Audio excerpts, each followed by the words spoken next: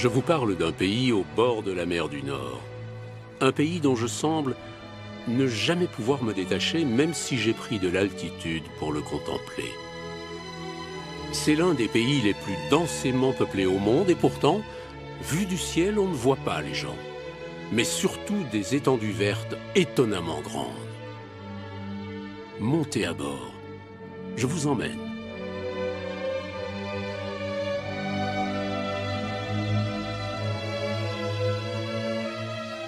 La Belgique. C'est le nom de ce pays, un vieux pays. La plus ancienne trace de la présence de l'homme qu'on y ait trouvé, un outil primitif en pierre, date d'il y a 800 000 ans. C'était la préhistoire.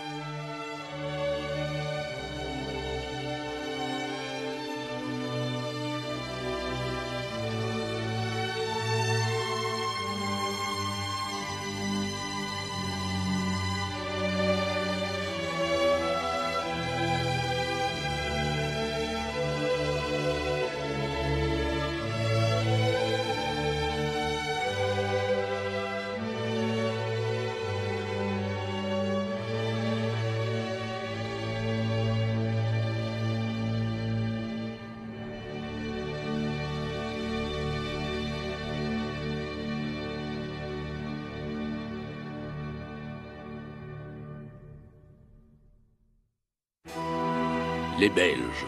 C'est ainsi que Jules César, empereur romain, nommait les habitants du nord de la Gaule. Ayant conquis leur territoire, il commença à y construire des routes commerciales. Ces grandes voies de communication existent encore aujourd'hui, comme cette chaussée qui conduit à Tongres, ville du légendaire Ambiorix, qui prit les armes contre les Romains.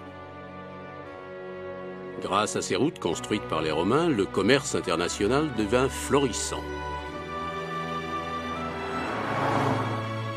Plus tard, les Belges devinrent à leur tour des conquérants.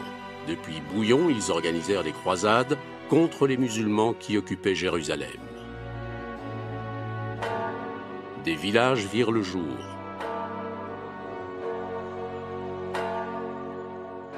Dès le Xe siècle, certains villages se développèrent pour devenir de magnifiques villes aux beffrois impressionnants comme Tournai ou Malines.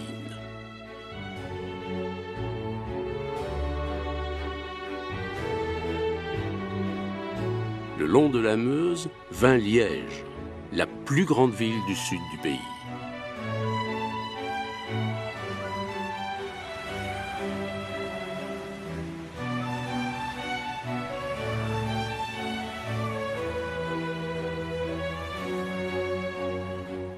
Namur, quant à elle, vit le jour au confluent de la Sambre et de la Meuse. Ces cours d'eau jouaient le rôle de route commerciale.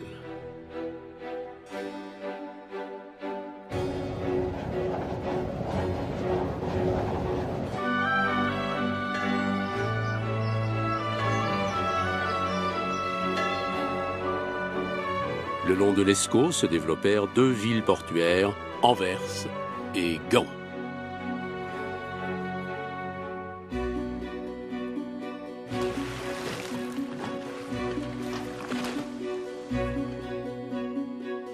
Au début du Moyen Âge, Bruges fut l'une des villes les plus importantes au monde.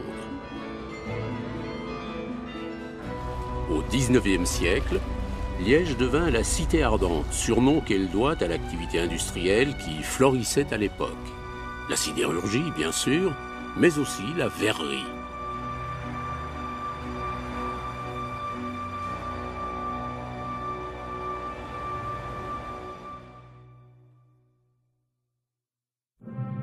L'histoire de la Belgique est clairement indissociable de la religion.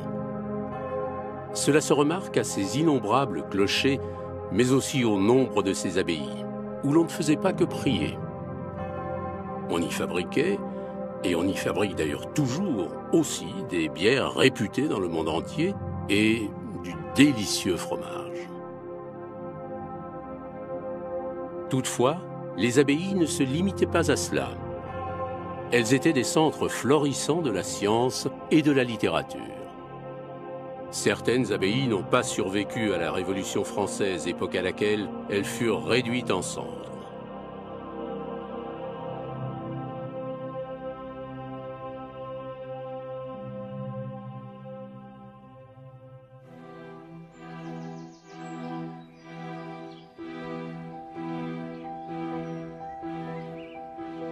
Vous n'imaginez pas le nombre de châteaux que compte la Belgique. Il s'agit souvent de véritables joyaux que l'on ne peut bien voir que depuis le ciel. Nous survolons à présent le château de Gazbeek et son magnifique jardin à l'italienne.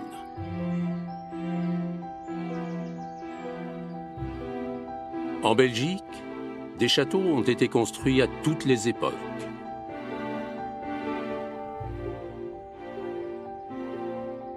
Du fort médiéval au palais de la Renaissance, parfois en excellent état.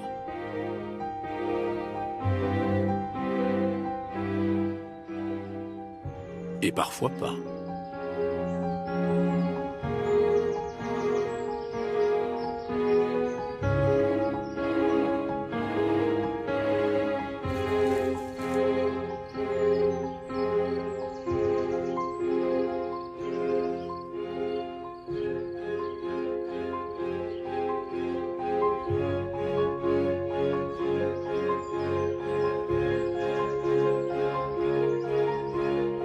Si vous pensiez que tous les châteaux étaient en bord de Loire, une visite en Belgique s'impose.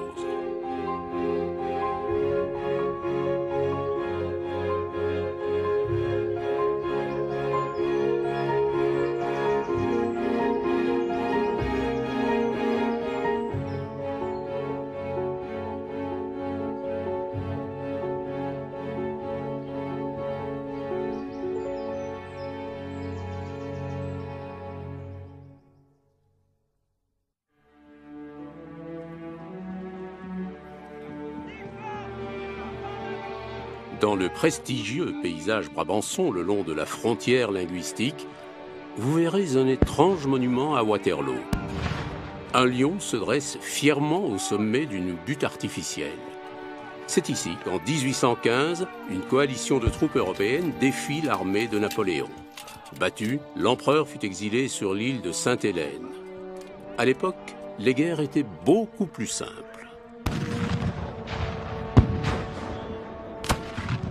Le roi des Pays-Bas, Guillaume Ier, qui gouvernait les territoires qui constituent la Belgique actuelle, fit ériger le monument à la mémoire de son fils, le prince d'Orange, blessé pendant la bataille.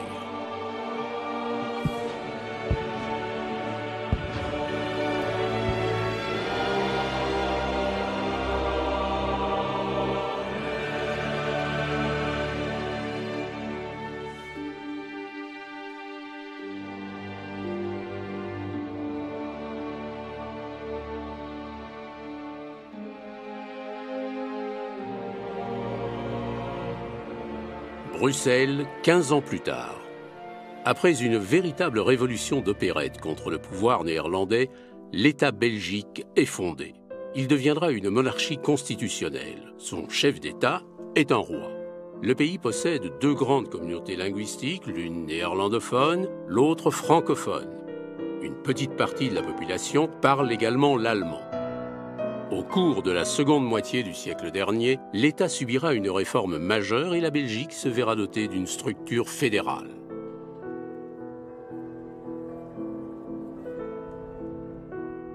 Le deuxième roi des Belges, Léopold II, voulait marquer de son empreinte l'histoire de son pays en lui laissant des bâtiments monumentaux. On peut les voir aujourd'hui encore, notamment à Bruxelles, et constater qu'ils n'ont rien à envier à ceux des autres grandes villes européennes. Dans ses propres jardins, au palais de Laken, il fit construire de magnifiques serres et y créa une collection impressionnante de plantes exotiques.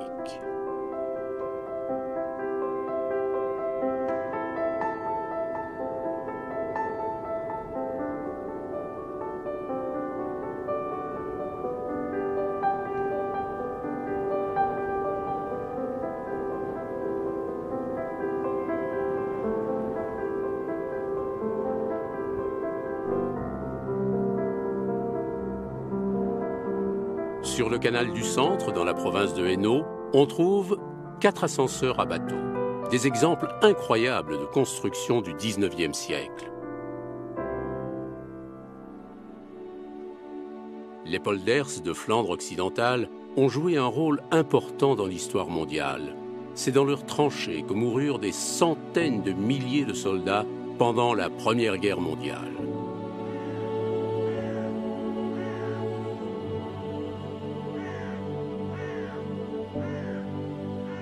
La belle ville d'Ypres et les villages avoisinants furent entièrement détruits. C'est là que, pour la première fois dans l'histoire, un gaz toxique connu depuis sous le nom d'hypérite fut utilisé dans une bataille.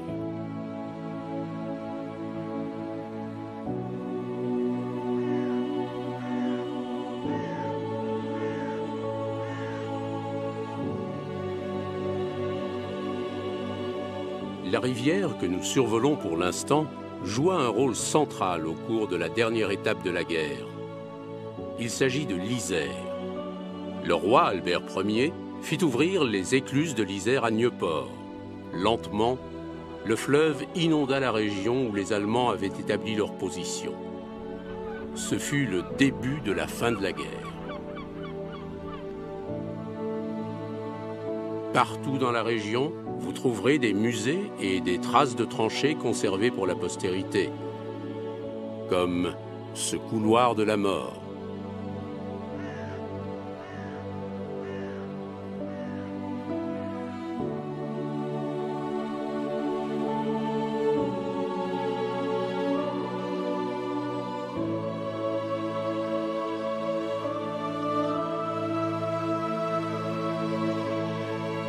Autre image typique du paysage de la région, des cimetières militaires jonchés de pierres tombales blanches.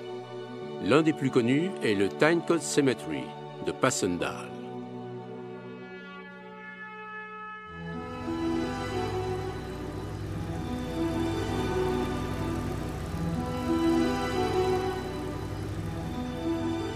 La Deuxième Guerre mondiale n'épargna pas non plus le sol belge. À la fin de la guerre, les Allemands tentèrent une dernière fois de renverser la vapeur et lancèrent ainsi leur offensive des Ardennes.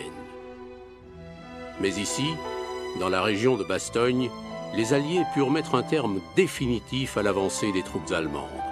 Cette offensive coûta la vie à plus de 100 000 soldats des deux camps.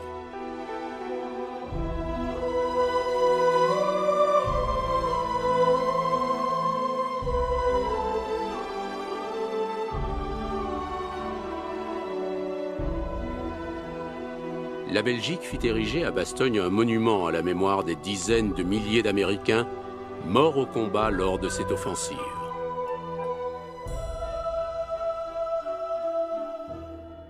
« 1958, la Deuxième Guerre mondiale semble oubliée. Bruxelles organise une impressionnante exposition universelle à l'occasion de laquelle ce monument est construit, l'Atomium. Il doit représenter la vision optimiste du progrès de l'humanité.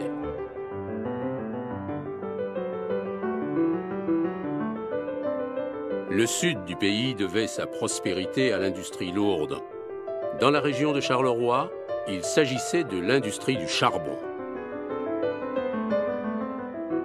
L'industrie sidérurgique fut elle aussi longtemps un des piliers économiques de la Wallonie, mais peu à peu, l'activité économique a évolué.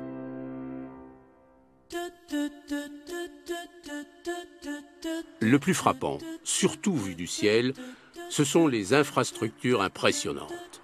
La Belgique possède un réseau routier et ferroviaire étonnamment dense. Et le gouvernement s'efforce de faire passer le transport de marchandises par les canaux, qui offrent une excellente liaison avec les ports, et notamment avec les ports étrangers. Le port international d'Anvers est l'un des 5 plus grands ports mondiaux. Le transport du fret en conteneurs y est en pleine croissance depuis des années et le port ne cesse de se doter de nouveaux docks et de nouveaux quais. Au port de Zeebrugge, on charge et on décharge de plus en plus de voitures de tourisme. Ces ascenseurs transportent chaque année des milliers de bateaux. Pour aller plus vite, il y a le TGV. En un rien de temps, vous êtes à Paris ou à Londres. Et de plus en plus de gens veulent partir plus loin et plus vite. Le nombre de passagers de Brussels Airport ne cesse d'augmenter.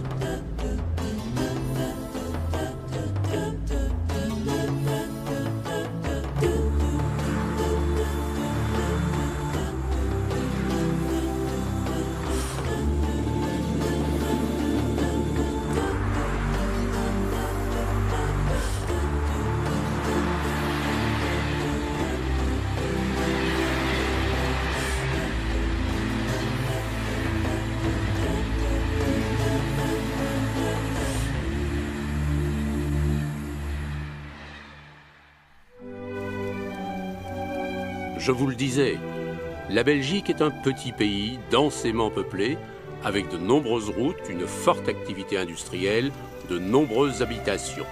Et pourtant, il y reste encore beaucoup de place pour la nature et l'agriculture. Des sondages révèlent en outre que la population souhaite que les choses demeurent en l'état.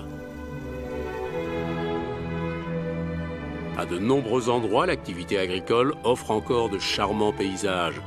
Un paysage qui se caractérise par de petites parcelles aux formes rudes, souvent héritées du Moyen Âge.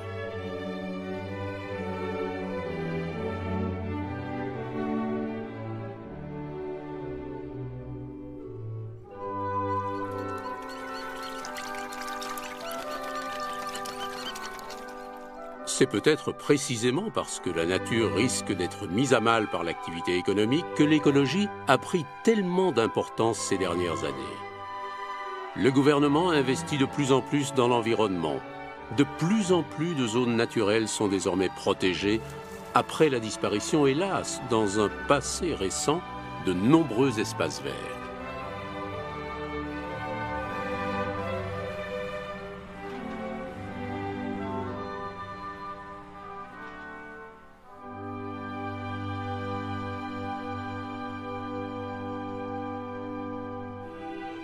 On raconte que les Belges naissent avec une brique dans le ventre. Le ciment et l'argile, ils les trouvent dans le sous-sol.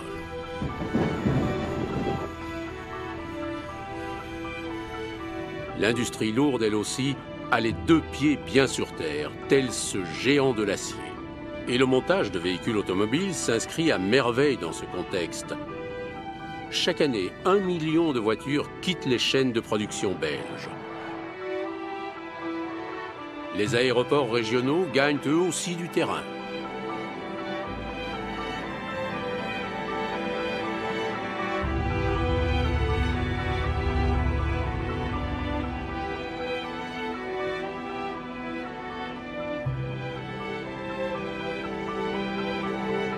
Vu du ciel, on voit surtout les grandes entreprises, mais ce pays doit aussi sa prospérité à une multitude de PME. Ce sont elles qui emploient la grande majorité des travailleurs.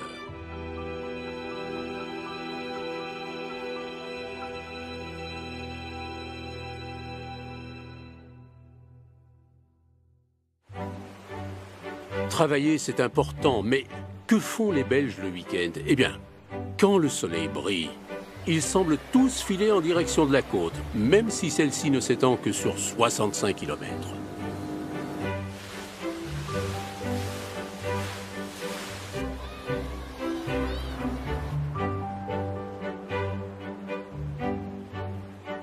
Question croisière, il n'est pas forcément nécessaire de s'embarquer pour les Caraïbes.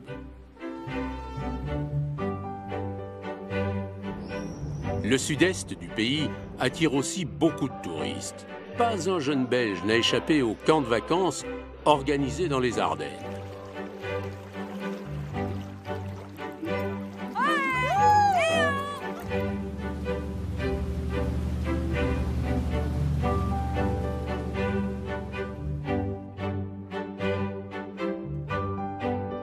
Vous trouverez peut-être que je me répète, mais nous survolons actuellement quelques éoliennes, preuve s'il en est que la population belge est de plus en plus sensible aux questions environnementales.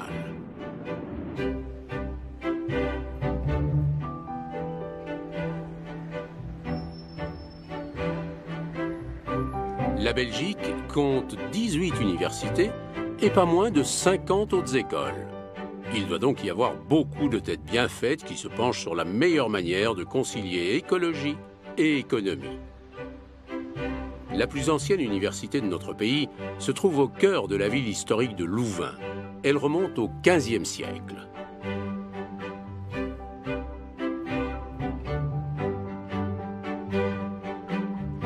Qui dit université dit aussi médecine. La Belgique compte pas moins de 8 hôpitaux universitaires.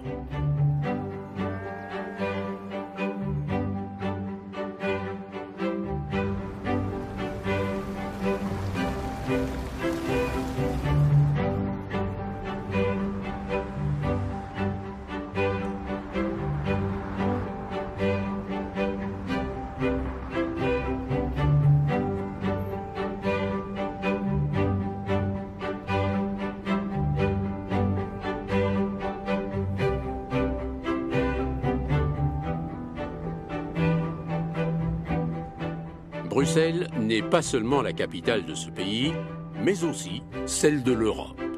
En effet, c'est ici que se trouvent les principaux organes de décision de l'Union européenne. L'OTAN aussi a choisi Bruxelles pour y implanter son quartier général.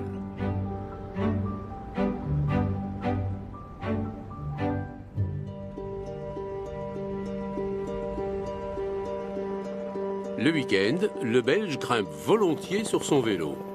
Et s'il ne roule pas lui-même, il regarde une course cycliste. Pour cela, il ne doit jamais aller bien loin. Du début du printemps à la fin de l'automne, il y a des courses cyclistes chaque semaine. Les principales, les Belges les suivent à la télévision.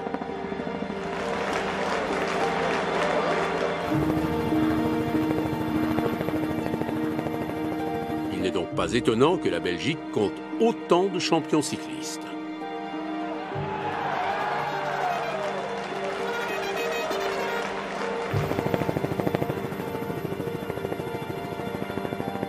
Nous allons atterrir dans quelques instants.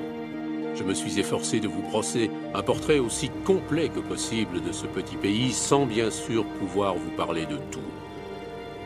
Je voudrais encore vous dire ceci. Si vous venez en Belgique, vous remarquerez que les Belges peuvent être très critiques par rapport à leur pays. Mais tout bien considéré, ils aiment y vivre. Et croyez-moi, on y est pas mal du tout.